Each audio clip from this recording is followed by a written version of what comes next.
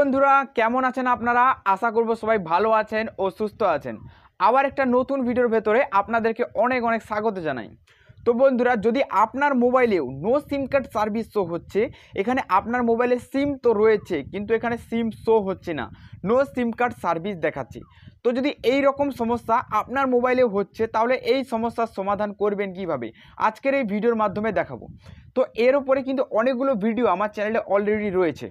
তো এর মধ্যে একটা টপ ভিডিও যেটা 3 মাসের মধ্যে 62K ভিউজ মেরেছে। ওই ভিডিওর কমেন্টে কিন্তু অনেক কমেন্ট এসেছে যে দাদা আমার কিন্তু সমস্যাটা সমাধান হয়ে গেছে। আবার অনেকে এটা কমেন্ট করেছে যে আমার কিন্তু সমস্যাটা সমাধান হয়নি। তো যাদের হয়ে গেছে ভালো কথা, কিন্তু বেশিরভাগই কিন্তু কমেন্ট করেছে, 80% মানুষই কিন্তু কমেন্ট করেছে যে দাদা আমার কিন্তু সমস্যাটা সমাধান হয়নি। আর এটা শুনে কিন্তু আমার প্রচুর খারাপ লেগেছে, কারণ 80% মানুষের কিন্তু এই সমস্যার সমাধান হয়নি আমার ভিডিও দেখে, কিন্তু বাকি 20% লোকের হয়েছে। তো যাই হোক, যাদের হয়নি তারা কিভাবে এই সমস্যার সমাধান করবে সেটাই আজকের ভিডিওতে আমি আপনাদেরকে দেখাবো। তো যেমনটা বন্ধুরা, মোবাইলে যে no SIM card service show হচ্ছে, এর জন্য যদি আপনার মোবাইলের সেটিংয়ের কোনো সমস্যা হয়েছে তো অবশ্যই আমার ওই ভিডিওটা একবার দেখা উচিত। কারণ ওই ভিডিওটার ভেতরে আমি 3টে যা সেটিং করেছি, ওই 3টে সেটিং যদি আপনি অ্যাপ্লাই করে দিয়েছেন, যদি সেটিংয়ের কোনো সমস্যা হয়েছে, সাথে সাথে কিন্তু সেটিংগুলো রিসেট হয়ে যাবে আর আপনার কিন্তু সাথে সাথে সিমটা চলে আসবে। এবার অনেকেরই কি হয়, এই সেটিংয়ের সমস্যা হয় না, সমস্যা রয়েছে মেন সিম টুলের ভেতরে। সিম টুলের ভেতরে যে সিমটা রয়েছে এটা কিন্তু ঠিকভাবে লাগছে না, এটা সিমটা এইভাবে হেলছে। আর যখনই সিমটা এইভাবে হেলবে তখন কিন্তু তোমার সিম এখানে সাপোর্ট করবে না। তো এখানে সিম লাগানোর সময় তোমার যদি অনেক পুরনো ফোন হয় তবে কি করবে, একটা কাগজ দিয়ে সিমটাকে প্রথম ভালো করে টাইট করবে, তারপরে সিমটাকে লাগাবে। আর এই পদ্ধতিটা করার পর দেখবে যদি সিম চলে এসেছে তাহলে খুব সুন্দর ব্যাপার।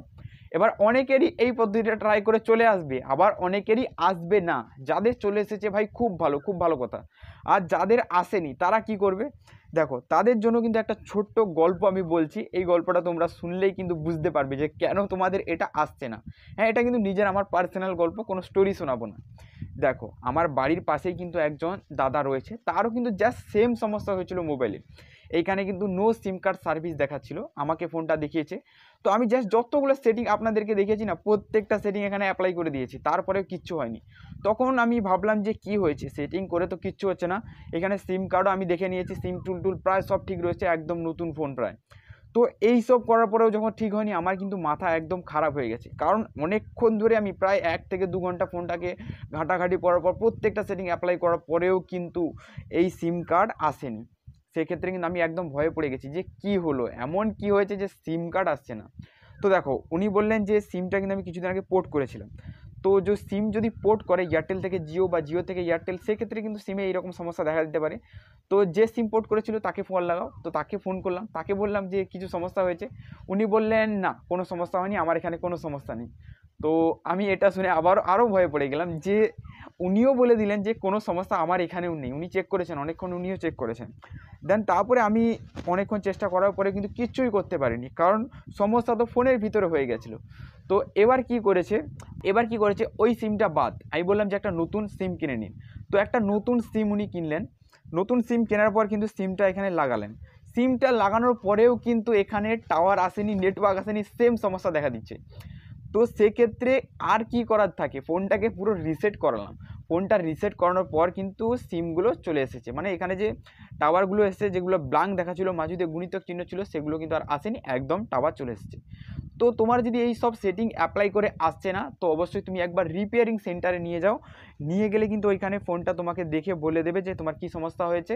আর কোনো যদি না করার থাকে সেক্ষেত্রে তোমার মোবাইলটাকে একবার রিসেট করতে হবে। যদি সমস্যা মোবাইলে থাকে, মোবাইল রিসেট করলে ঠিক হয়ে যাবে। সিম টুলে থাকলে সেখানে সিম টুল ঠিক করতে হবে। কারণ এই যে মোবাইলে নো সিম কার্ড সার্ভিস, এটা তোমার সেটিংয়ের জন্য আসছে, এটা কিন্তু একদম নয়।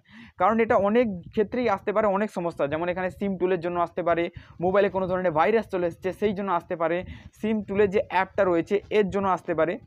বাকি যদি তোমার মোবাইলের সেটিংয়ের জন্য আসছে, তবে অবশ্যই এই ভিডিওটা দেখো, যেটা এক্ষুনি তোমার চোখের সামনে চলে এসেছে, এই ভিডিওটা ক্লিক করে দেখো, বুঝতে পেরে যাবে। আর আজকের ভিডিওটা কিন্তু অবশ্যই এই পর্যন্ত।